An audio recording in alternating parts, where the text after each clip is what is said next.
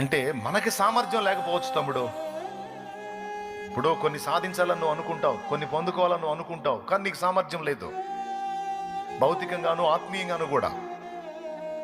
ఆత్మీయ జీవితంలో పవిత్రంగా నిలబడాలి, పరిశుద్ధంగా నిలబడాలి, దేవుని కొరకు నీతిగా నిలబడాలి, నీతి ఫలం ఫలించాలని నువ్వు ఆశిస్తావు, కానీ నీకు సామర్థ్యం లేదు. కానీ నేను నిలబెడతాను అని ఆయన వాగ్దానం చేశాడు. నీ దగ్గర సరుకు లేదు, నీ దగ్గర సామర్థ్యం లేదు, కానీ నీకు వాగ్దానం చేసిన వాడి దగ్గర సరుకు ఉంది. ఆయన వాగ్దానం చేసిన దాన్ని నెరవేర్చుటకు సమర్థుడు కనుక ఆయన సామర్థ్యం మీద విశ్వాసం కలిగి ఉండు, తప్పకుండా నిలబడతావు. ఈ రోజు కాకపోతే రేపు, రేపు కాకపోతే ఇంకా 10 రోజులకి, 10 నెలలకైనా సరే నువ్వు ఆశించినటువంటి ఆత్మీయ అంతస్తులోకి నిన్ను నా తండ్రి చేరుస్తాడు.